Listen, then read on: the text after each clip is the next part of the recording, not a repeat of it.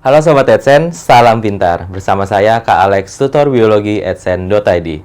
Dalam video kali ini, kita akan membahas materi mengenai ekologi.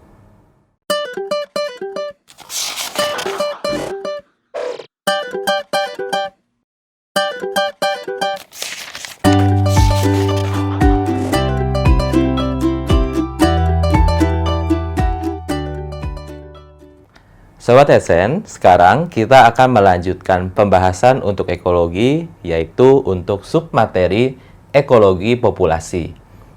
Kalau di buku teks, biasanya istilah ekologi populasi itu jarang digunakan. Nah, tapi nanti teman-teman bisa menemukan beberapa materi mengenai ekologi populasi yang dimasukkan ke sini. Nah, untuk ekologi populasi berarti sesuai dengan tentu saja namanya, ya kan ya. Berarti ini adalah studi interaksi antara apa dalam level apa? Dalam level populasi. Kita tahu bahwa yang namanya populasi berarti adalah kumpulan, gitu ya. Atau sekumpulan deh, biar benar-benar tunggal gitu ya. Sekumpulan makhluk hidup yang sejenis. Nah, biasa ditambahkan keterangan pada suatu area gitu ya, atau wilayah. Atau bisa dikatakan juga menempati suatu area atau wilayah. Nah, ekologi populasi ini dipelajari untuk mengetahui bagaimana anggota populasi itu dapat berubah untuk jumlahnya, gitu ya. Maka hal yang perlu diperhatikan dari ekologi populasi itu biasanya merujuk pada ukurannya, gitu ya. Nah, kalau kita membicarakan mengenai ukuran populasi, gitu ya, maka yang kita akan bicarakan adalah banyaknya anggota.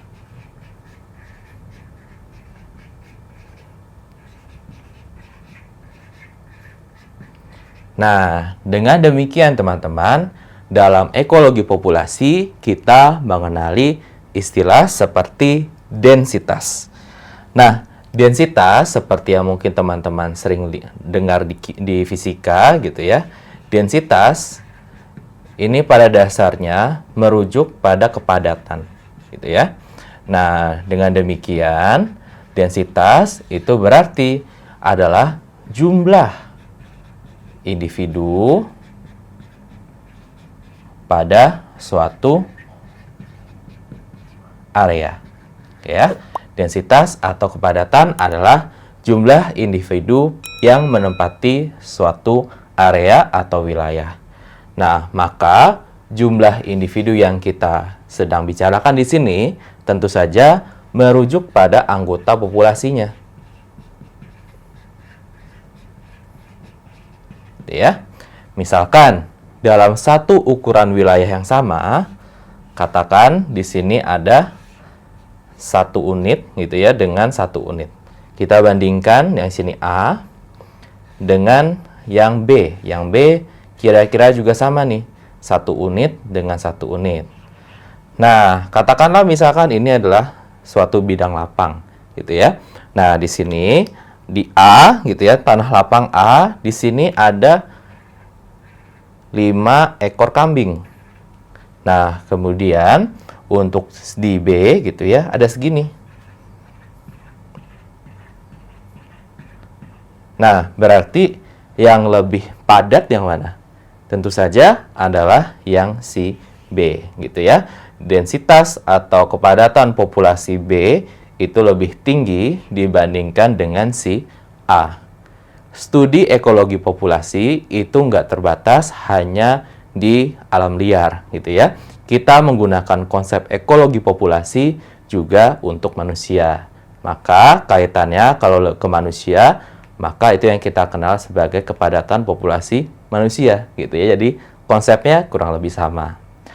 Nah, dengan demikian juga, gitu ya. Karena kita sudah tahu bahwa oh ya, densitas itu merujuk pada kepadatan atau jumlah individu pada suatu area, gitu ya.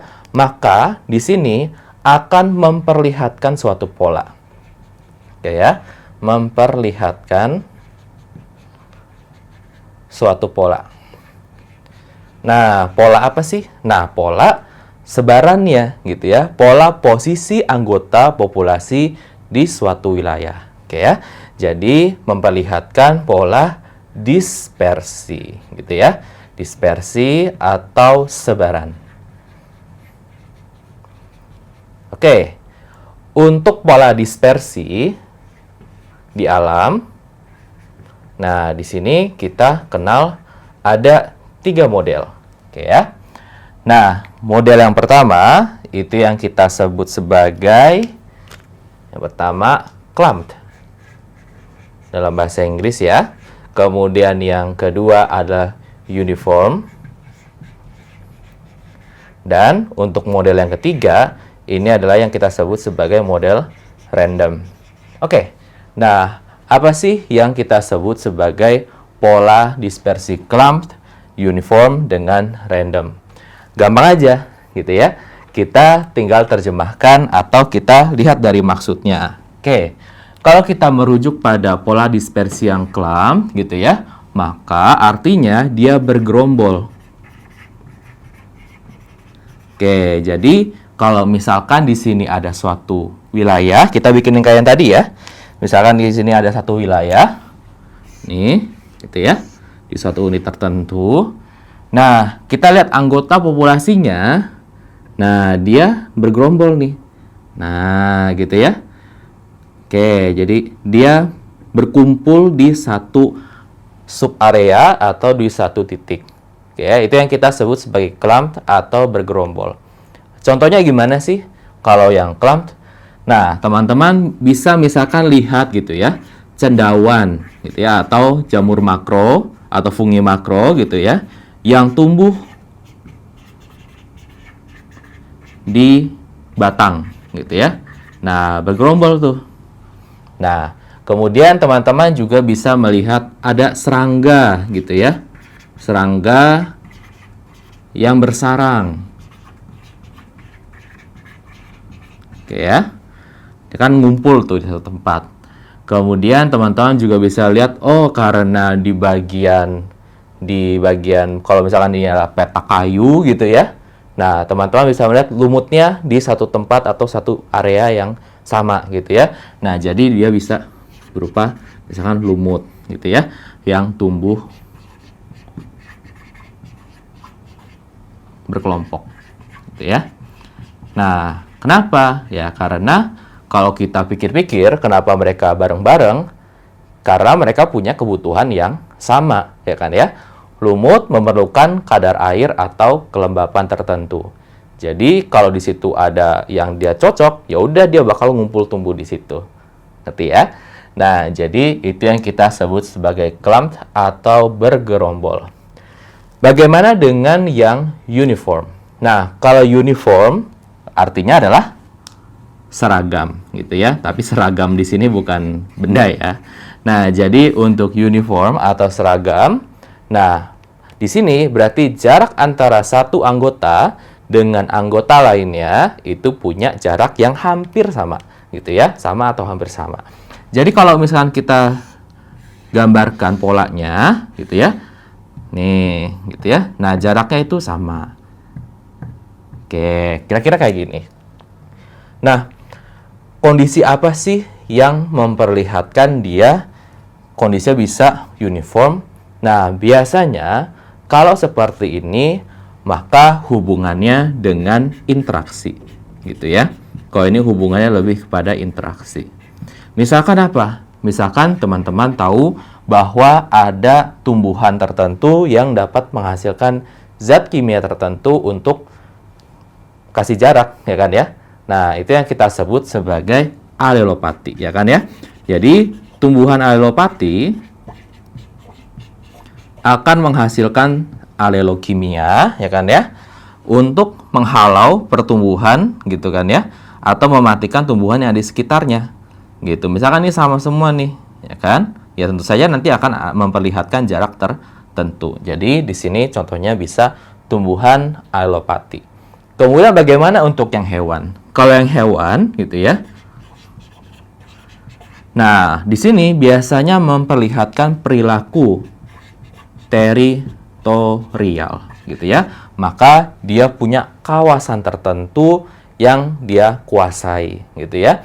Nah, dengan demikian akan ada jarak-jarak tertentu. Biasanya yang paling kelihatan, biasanya di buku-buku itu adalah penguin, gitu ya. Nah, dia punya jarak tertentu.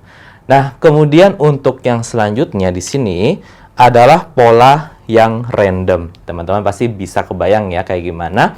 Nah, kalau polanya random berarti di sini acak, gitu ya. Acak. Maka teman-teman kalau disuruh bayangkan diagramnya seperti apa? Maka kalau misalkan ini adalah unitnya, gitu ya. Nah, berarti ya udah ngasal gitu ya, di sini bisa, di sini bisa. Nah, gitu ya. Jadi acak gitu ya, nggak memperlihatkan kondisi seperti ini maupun seperti ini. Nah, kondisi acak ini atau pola dispersi random itu bisa disebabkan oleh banyak faktor. Nah, salah satu contohnya gitu ya, misalkan dandelion gitu ya. Misalkan dandelion. Nah, dandelion di sini gitu ya. Teman-teman tahu ya, dia kayak gini ya. Bulat gitu ya. Nah, kayak kapas gitu ya. Nah, nanti kan kalau dia ditiup angin gitu ya, maka dia akan ngebawa biji, tapi yang ada sayapnya. Seperti ini kan ya. Nah, kalau ditiup ya kan. Nah, jadi teman-teman, karena dandelion ini dispersi bijinya menggunakan angin atau penyebaran bijinya pakai angin gitu ya. Maka di sini tentu saja biji-biji ini akan jatuh ke tempat yang berbeda-beda ya kan ya, nggak akan memperlihatkan pola-pola tertentu, polanya akan sangat acak. Oke ya. Nah, jadi ini yang kita sebut sebagai pola yang random gitu. Nah, sekarang teman-teman, untuk pola dispersi kita sudah bahas ya, ada clumped, uniform dengan random. Maka teman-teman, kira-kira apa sih yang dapat menentukan suatu ukuran populasi dan pola dispersinya? Maka ini semua gitu ya, ini semua ukuran dan pola dispersi di sini dapat ditentukan oleh dua faktor utama, yaitu yang kita sebut sebagai distribusi sumber daya. Oke ya. Kemudian ke masalah interaksi antar anggota gitu ya, antar anggota atau perilaku. Oke ya. Contohnya misalkan tadi ya kan ya, ada perilaku membentuk suatu teritori. Nah, jadinya teman-teman, dua hal ini gitu ya akan menentukan pola dispersi juga ukuran dari suatu populasi. Nah, bagaimana sih kita bisa tahu informasi seperti ini? Nah, informasi ekologi populasi khususnya mengenai jumlah dan pola dispersi di sini dapat dilakukan dengan sensus gitu ya. Nah, memang istilahnya agak teknis ya gitu ya, karena kayak kalau misalkan teman-teman dengar kata sensus lebih ke sensus penduduk. Nah, sebenarnya itu juga adalah pengukuran ekologi populasi gitu ya.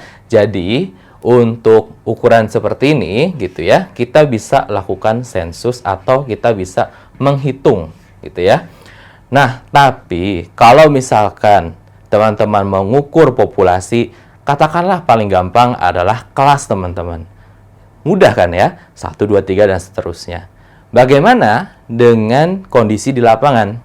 Kalau kondisi di lapangan seperti misalkan hutan, kemudian ladang atau kebun kelapa sawit gitu ya. Nah, teman-teman disuruh mau lihat berapa besar untuk anggota populasinya. Gimana cara sensusnya? Apakah harus dihitung semua? Bisa aja gitu ya. Kalau teman-teman lagi rajin gitu ya, teman-teman bisa melakukan penghitungan langsung. Nah, kemudian kalau dia terlalu luas gimana? Misalkan mau mengukur jumlah gitu ya, populasi gitu ya dari misalkan pohon spesies X di Taman Nasional ini. Nah, Taman Nasional kan areanya gede banget kan? Nah, teman-teman bisa melakukan plot gitu ya. Nah, jadi kalau melakukan plot atau pakai petak gitu ya.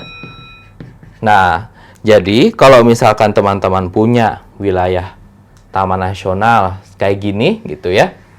Nah, teman-teman akan bagi ini menjadi beberapa plot biasanya atau suatu kawasan pengamatan gitu.